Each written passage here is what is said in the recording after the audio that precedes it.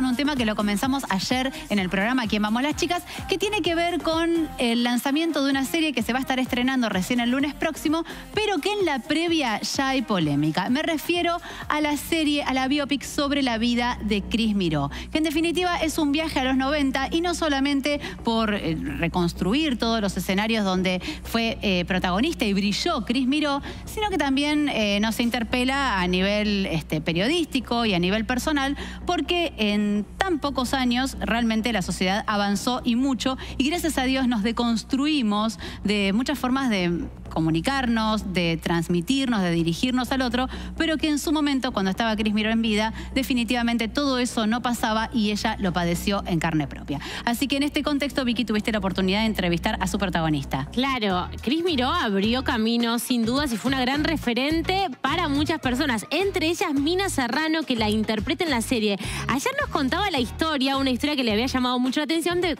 cómo apareció el nombre Cris Miró. Cris aparece porque ella hablaba por teléfono con un chico y se hacía pasar por mujer cuando estaba ella dice el instituto, pero cuando estaba en el colegio. Y entonces estaba mirando una novela donde apareció una que se llamaba Cris y tomó ese nombre porque le dijo, ¿cómo te llamas? Se le ocurrió y se dijo Cris. Y quedó. Y en el Maipo hay una escena, y voy a spoilear un poquitito. A ver, ahí, por favor, sí. Muestran donde le dicen, ¿cómo te llamas? Cris. Y el que sería Lino Patarano, que está interpretado por Alejandro Tantarian, dice, ¿Cris qué? Y al personaje que interpreta a Marcos Montes, que es como quien la descubre, dice, es una obra de arte. Miró. Cris Miró. Miró por el artista. Wow. Miró. Cris Miró. Bueno, Me seguimos encanta. hablando con Mina Serrano y esto nos contaba. ¿Qué te pasó cuando viste esas entrevistas? ¿Cómo la recibían los conductores de televisión o cómo la entrevistaban? Sí. Y bueno, da rabia, ¿no? Pero a la vez hay que entender que no hay que focalizarlo en los conductores o las conductoras en concreto que le preguntaron eso, sino que eso es la voz de un contexto, de una época, ¿no? Ellos simplemente representan eso, y creo que más que focalizarme en cómo la trataban, hay que focalizarnos en cómo respondía ella, ¿no? Que creo que es lo que la hace extraordinaria. Una elegancia, ¿no? Es una elegancia, es una tranquilidad, es una inteligencia, es una bondad, ¿no? Ella de alguna manera entendía que eso que le estaban llamando tenía que ver con un contexto que ella estaba dispuesta a cambiar, ¿no? Y creo que podemos aprender mucho de esa actitud. Aquí en Argentina hay nuevas generaciones que van a acceder a este referente. Y creo que también en el resto de países presenta una historia distinta. Creo que hay algo revolucionario en la forma en la que está narrada la vida de Cris. Porque si bien hay otras ficciones trans, acá la trabajamos desde una intimidad, una naturalidad, una empatía con el personaje principal que creo que puede ser interesante, creo que puede abrir muchos diálogos. No puedo revelar mucho, pero creo que hay algo de la cercanía y de la empatía que genera la gente hacia Cris que va a cambiar muchas conciencias. ¿Por qué es un referente, Cris Miró? Bueno, yo creo que un referente es alguien que cambia de alguna manera el status quo y creo que Cris estableció ese cambio, ¿no? Cris empezó presentó un modelo de persona trans que en ese momento la gente no estaba habituada o no le habían dado la oportunidad de ocupar un espacio, y ella, nos enseñó que que una persona trans también podía ser una persona inteligente, podía ser una persona elegante, podía ser una persona querida por su familia, empática. Y eso creo que barrió muchos prejuicios, ¿no?, en la época. Por último, ¿en qué momento de tu vida te encontraste con la figura de Cris Miró? Pues en un momento de más incertidumbre, la verdad. En un momento en el que quizás yo necesitaba un referente para atreverme a cambiar, para atreverme a ser yo misma, para atreverme a ser feliz. Y Cris de alguna manera ocupó ese lugar. Bueno, yo al principio... Qué emocionante, ¿no? ¿Qué le pasa a Escucharla. una chica de 20 y pico, que encima es europea, porque es española, nació en Granada, ¿Qué le pasó cuando se encontró con las entrevistas que le hacían a Cris Miró en los años 90 en la televisión argentina? Porque fue tan novedosa la aparición de Cris Miró que la verdad que el tratamiento periodístico no era muy amable en un montón de aspectos. Por ejemplo, no sé, que era aberrante, de Susana Jiménez, de Mirta Legrand, donde le decían, ¿dónde tenés la barba? Le decían, no tengo, decía Cris. Le decía, pero entonces sos un chico, no sos un chico. Viste, como todas esas preguntas que hoy, con la mirada de 2021, 2024, decimos, qué preguntas desubicadas. En ese momento era toda una novedad y el espectador, junto con los profesionales de los medios de comunicación, estaban intentando ayornarse a la época. No estoy justificando necesariamente. Hubo algunos que fueron más agresivos que otros con las preguntas. De deconstrucción, sobre todo de la forma de dirigirse, de la forma de abordar la temática trans, que bueno, evidentemente alguien tuvo que ser la primera y abrir el camino. Luego, por supuesto, no digo que en el caso, por ejemplo, de Flor de la B también no haya recibido entrevistas incómodas o que lo hayan parodiado o que hayan hecho humor digamos, en cuanto a su condición sexual, pero definitivamente la crueldad que hubo con Cris no la hubo con un montón de figuras que luego pudieron surgir. Mirá lo fuerte que fue la irrupción de Cris Miró. Mirando el libro, pocos años, porque Cris Miró murió hace 25 años, murió en el año 99. Claro, fueron pocos años, fue la segunda parte de la década del 90, donde Cris Miró irrumpe y se transforma en un referente para un montón de chicos y chicas que estaban en sus casas en ese momento, conociendo lo que para ese momento era algo nuevo, porque se conocía pero en la noche, ¿no? Quiero saber de la serie cuántos capítulos son. Van a ser 8 episodios. Simplemente los periodistas pudimos ver el primero. Puedo contar que me llevé una buena impresión, porque como ayer decíamos, ¿no? Para la figura de Cris Miró necesita una serie, sí, necesita una serie buena, necesita una serie buena. Sí, claro. Y a veces lo que pasa con el auge de las biopics, que a veces están bien hechas, y otras, como no sé, recuerdo en este momento la de Whitney Houston, que decís, pero como Whitney Houston tiene esta película, que Whitney Houston se merece otra película, otra magnitud. Está a la altura, ¿no? Así como la de Luis Miguel dijimos, está bien hecha la serie de Luis Miguel, digamos, hay algunas que salieron muy bien y otros experimentos y otras producciones que no estuvieron a la altura de la figura que estaban contando, ¿no? De las vidas que estuvieron contando. Pienso en la de Ringo, estuvo bastante bien. Es verdad. La de Sandro también tuvo buenas repercusiones. Sí, súper. Pero hubo otras que decían, bueno, la de Elvis, bueno, el que le gusta más la película musical le gustó más, otras menos. Pero bueno. Sí, pero quedó como con gusto a poco, claro. Porque una historia muy rica que como que se malgastó, por decir, el recurso de... Ayer, cuando hablaba Mina, contaba, digamos, en el recorte de la entrevista que escuchamos ayer, lo que decía era que era muy difícil también reconstruir un poco la historia de Cris Miró, porque eso, a tener en cuenta, muere antes del 2000. Claro. ¿No? Entonces, quizás todo lo que tiene que ver con los registros de entrevistas o la gente que la conoció, digamos, todo eso fue como un trabajito de hormiga, ¿no? Pero al ser una vedette, se la conocía arriba del escenario. Pero ¿cómo era Cris, que es lo que se encuentra en la serie? Claro. ¿Cómo era Cris yendo a hacer las prácticas de odontología? Claro. ¿Cómo era Cris puertas adentro en su casa? ¿Era combativa? ¿Cómo se llevaba con sus padres, con su hermano? Piensen, para una familia tradicional, conservadora. El barrio de Belgrano, claro, sí. Acompañar y todos los momentos que tuvieron esas relaciones. Sus amores, ¿no? ¿Cómo era con su pareja? En este caso va a estar Vico de Alessandro, ya vamos a conversar con él también, donde tenemos una primera parte. Que bueno, y después quiero que me cuentes... Que conversamos. Te fui ahí a chusmear el libro porque quiero que nos cuentes un poquito también, porque por ahí quienes se sientan quizás motivados con el tema de lo de la serie y luego quieran pasar un poquito más a la gráfica, conocer más en profundidad la... Está bueno contar que Carlos Sansol es un periodista que tiene 40 y pico de años, por lo tanto, él en la década del 90 la vivió. La vivió, claro. La vivió.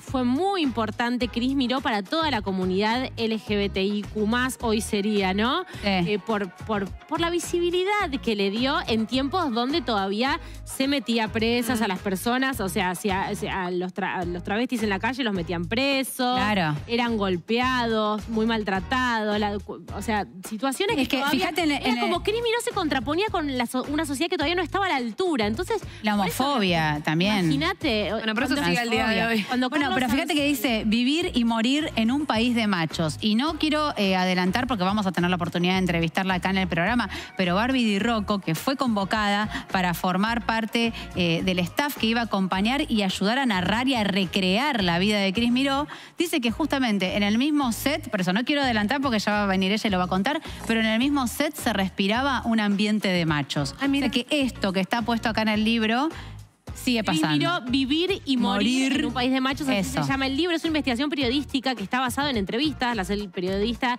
de La Nación, Carlos Ansol, que escribió una nota, como pasa muchas veces a los periodistas, ¿viste? Escribís una nota y te quedás con sabor a poco y decís, pero acá hay más. Claro. Acá hay muchas historias para contar y terminan siendo un libro que en este caso tiene una segunda edición porque la serie está basada en todos estos testimonios. Eso es lo interesante. O sea, es una serie que es ficción, pero está basada en hechos reales. Y quienes tienen un rol muy importante son el padre, la madre, el hermano y la pareja de Cris Miró, que están interpretados por grandes actores argentinos con quienes pudimos conversar mano a mano y esto nos contaban. A ver. El Maipo reabre sus puertas con una nueva revista. Yo creo que ahí puede haber un lugar para vos. Llámame. No todos los días se te aparece el ángel de la guarda, nena. ¿Aprendieron algo de la vida de Cris Miró a partir de este trabajo que tuvieron la oportunidad de hacer? En realidad creo que todos aprendimos de la vida de Cris Miró, no solo a partir del trabajo, sino a partir de la historia en sí. Y este trabajo sí nos dio un poco más la conciencia, por lo menos desde el rol familiar, que es el que desarrollamos, de la conciencia de cómo ha de ser una familia en ese entorno y en el seno de esa familia tradicional de profesionales que buscan que los hijos sean profesionales, etcétera, y los roles de cada uno un poco que había que combinar para que conjuguen, den esa contención, ese afecto, o también es imperativo que la sociedad en ese momento lo hacía, ¿no? No es el caso de él, que es el novio, pero bueno, pero ahí es otro caso. Pero sí, mucho para aprender. Fue la primera, ¿no? Fue la primera mujer trans que justamente abrió esa puerta y apareció tan bellamente en el escenario, ¿no? Porque fue realmente deslumbrante, era deslumbrante. Y era muy hermosa y todo el mundo la admiraba muchísimo. Y estaban, la sociedad entera quedó así subyugada y deslumbrada por Cris. Yo no la conocí personalmente, pero la vi en el escenario. ¿La viste en el escenario? La vi en el Maipo. ¿Y qué te pasó cuando la viste en el Maipo? No, yo dije, ¡oh, qué impresionante! Y además, viste, claro, yo en esa época también era icónica. Claro. Entonces yo decía... Sos icónica. No, bueno, pero digamos, esa fue la época top. Y fue muy gracioso porque yo la miraba y decía, claro, tiene fibra, no tiene la adiposidad que tenemos todas las mujeres, ¿viste? Yo decía que siempre hay que luchar. Había ese cuerpo que te impactaba. Claro, hay que luchar con la gimnasia, hacer gimnasia todo el día para que, viste, más o menos uno quede. Y ella, no, ella era, viste, una fibra, toda fibra, era flaca, alta, hermosa, ¿no? Realmente hermosa. Ella era una persona segura al máximo y muy determinante. Y creo que avanzaba, y como creo yo, ¿no? El deseo no tiene género. O sea, en algún punto ella, todo lo que logra de la admiración del público son los pasos que da y lo que cuenta la serie. O sea, todo lo que tuvo que atravesar, y eso es aclamado y abrazado por los que la acompañaban, sus amigas, sus representantes, su novio. Hasta su familia tuvo puntos de quiebre a partir de ver la actitud de ella frente a la vida en un momento pero recontra hostil. Entonces, creo que eso todavía sigue haciendo eco.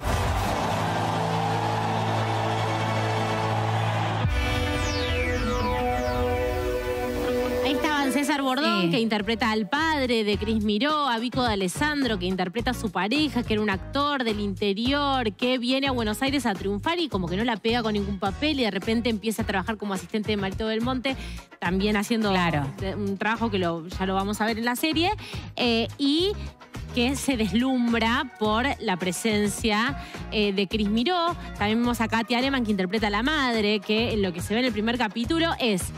Por el contrario de lo que imaginamos en estas situaciones, por el país machista, en el mundo machista en el que vivimos, un padre muy amoroso y muy acompañando los deseos y cada paso de su hija, y una madre dura, negada, que no puede aceptar, que no puede entender, que intenta acompañar, pero que de repente se le chifla el moño y le dice, pero como todo lo que hicimos por vos, mira lo que nos estás haciendo, ¿viste? Claro. ¿Alguna vez te lo habrá dicho tu padre o tu madre?